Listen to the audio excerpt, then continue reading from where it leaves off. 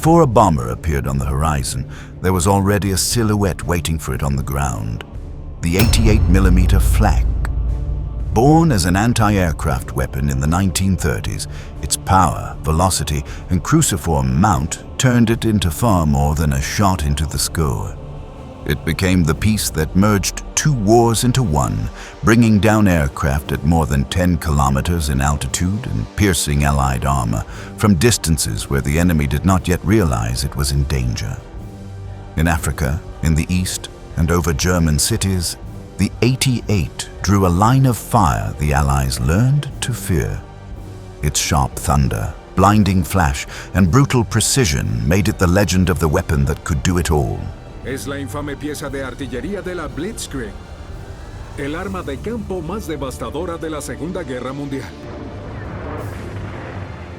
La alta velocidad de cañón y la tasa de fuego del 88 lo convierten en el arma más letal de la maquinaria bélica alemana.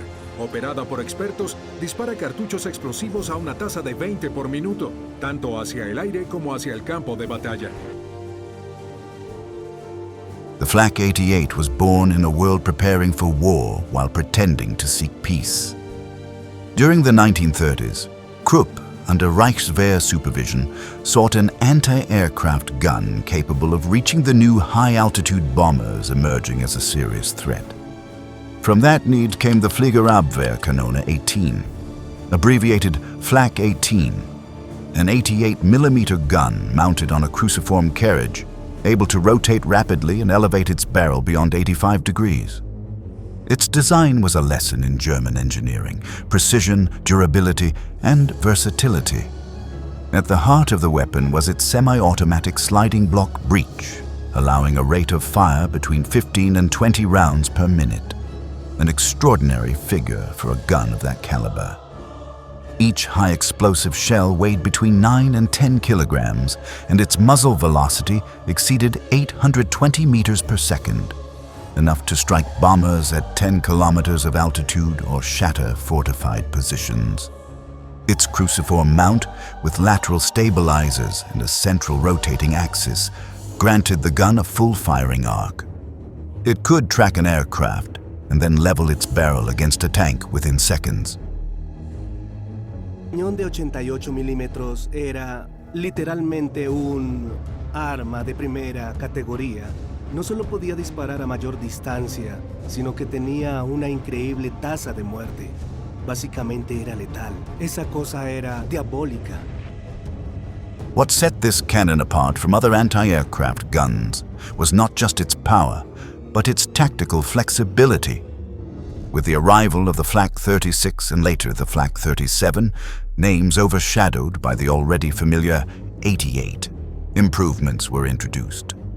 Among them, a barrel divisible into 3 sections, more precise sights, and the Kommando Direct fire control system, an early analog computer linked to rangefinders and Würzburg radars that calculated ballistic solutions in real time. When operating in a battery of 4 guns directed by a control center, the 88 could cover entire sectors of the sky with mathematical precision. But the true revelation came when the Germans discovered that the same principle that made the Flak an executioner of aircraft could be applied to ground combat.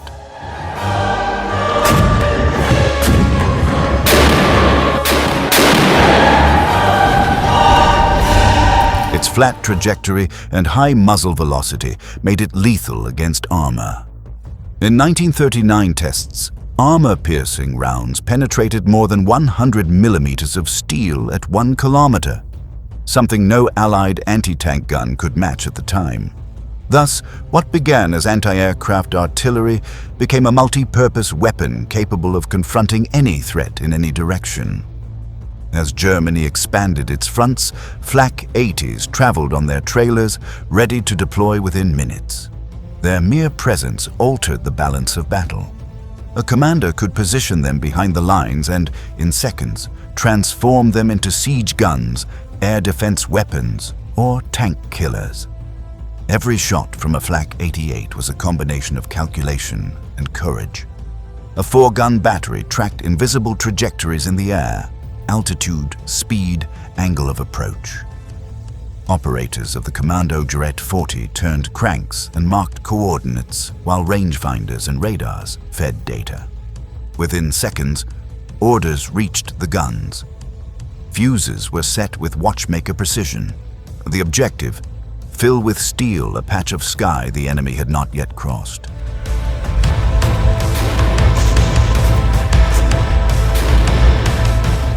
The 88's vertical reach approached 10.6 kilometers, and its horizontal range extended to 14.6. Mounted on rotating platforms, it could dominate a vast volume of air. The goal was not merely to down a plane, but to build a deadly barrier. Shells burst mid-flight, scattering incandescent fragments that turned Germany's skies into an inferno visible from the ground. From 1942 onward, as Allied raids became daily, thousands of 88s multiplied across the Reich. Berlin, Hamburg, Dresden, each city became an anti-aircraft fortress. Guns were arranged in concentric rings known as Flakgürtel or flak belts, guarding the approaches. There, night after night, German gunners fought a war few saw, yet one that left its mark in the sky. Domes of fire, black clouds of detonations, bombers falling like flaming comets. Allied pilots tried to pass through them in dread. The sharp crack of the 88 was unmistakable, thunder erupting without warning. Sometimes the first sign of danger was a distant flash. Other times, the vibration of the fuselage as it cut through a nearby explosion. Many B-17 and Lancaster crews said they feared German anti-aircraft fire more than enemy fighters. The bombing routes over the Ruhr were even nicknamed the Corridor of Death. Antes de la guerra había cañones antiaéreos, artillería y armas antitanques. Y combinaron todo eso en una sola arma. Era un sistema de armas muy capaz y revolucionario que los alemanes tenían a su disposición.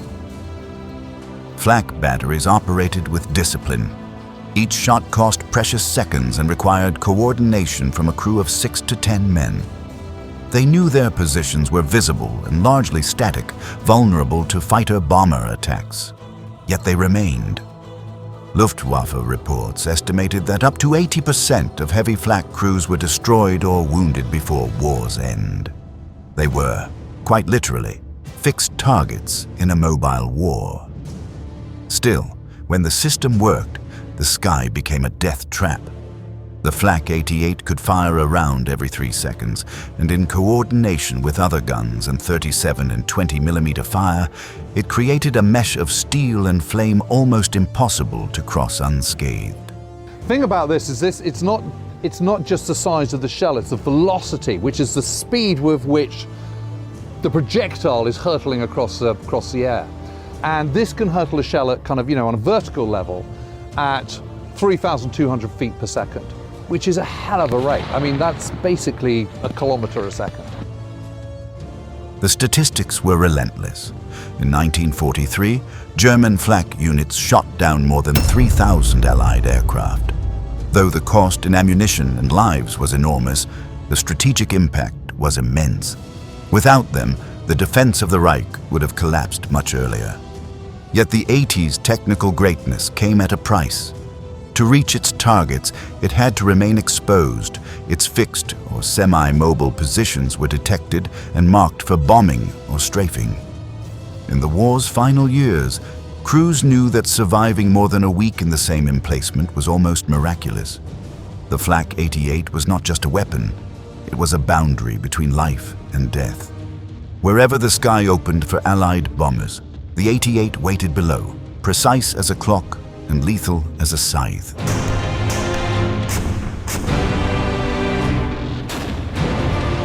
Now, the story of this cannon was not confined to defending German territory. Its history changed forever in May 1940 on a field in northern France called Arras.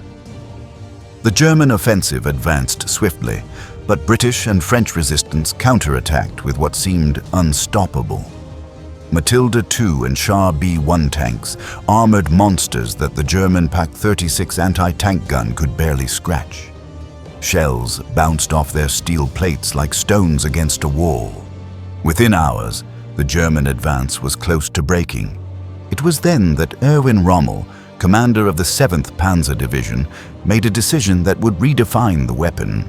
He ordered the Flak 88s, deployed for air defense, brought forward and aligned for direct fire at ground level. Crews lowered the barrels, adjusted the sights, and within minutes, guns born to bring down bombers were aiming at British tanks. The result was devastating. Cuando los aliados lanzaron un último contraataque para defender Francia, el 88 los detuvo en seco.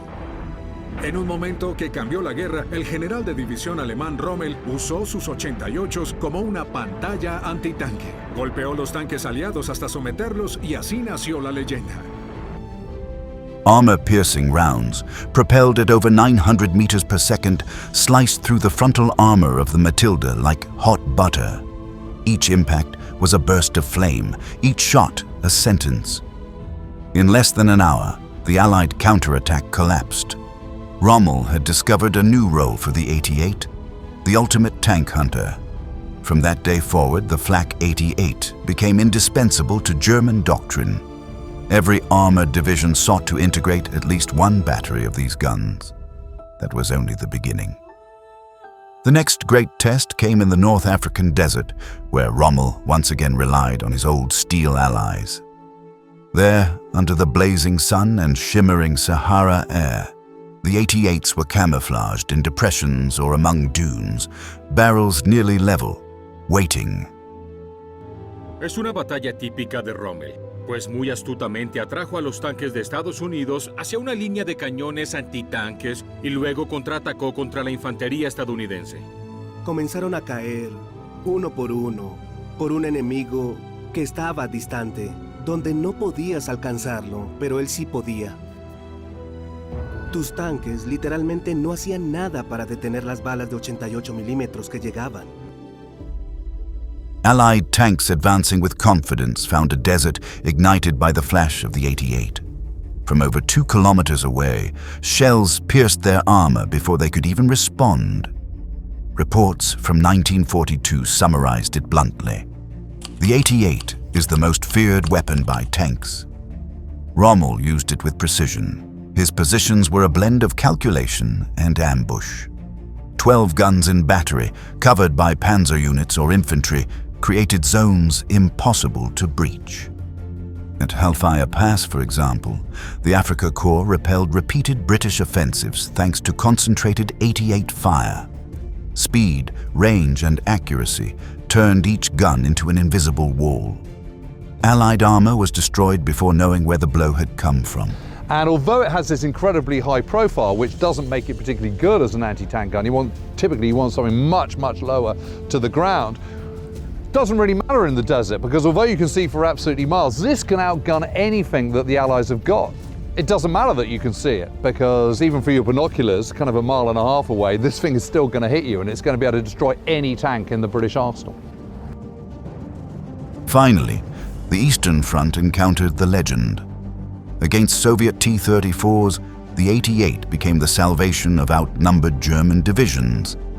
Its projectile could penetrate sloped armor at more than 1,500 meters, and even the KV-1 Colossi fell under its concentrated fire. In the end, this cannon did not merely stop tanks, it halted advances. At Arras, it saved the Western Front. In Africa, it sustained Rommel's retreat, and in Russia, it checked the Soviet surge during the harshest months.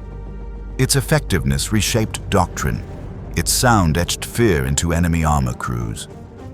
It was the gun that fused precision and terror, a machine built for the sky that ended up ruling the earth. Ultimately, the Flak 88 was a paradox on wheels and fire. A design so precise it seemed infallible, employed so boldly it bordered on sacrifice. It reigned in the skies as guardian of Reich cities and, at the same time, on land as executioner of Allied tanks. Its long barrel, blinding flash, and sharp thunder were engraved in the memory of a generation that learned to fear it before ever seeing it. Yet every weapon that can do everything eventually pays for its own greatness. The more fearsome it became, the more visible its condemnation. The 88 symbolizes technical perfection and the human cost of modern war. Precision without mercy, power without refuge.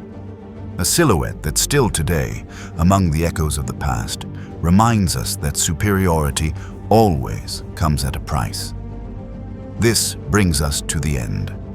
If you enjoyed this video, we invite you to join us in our next installment.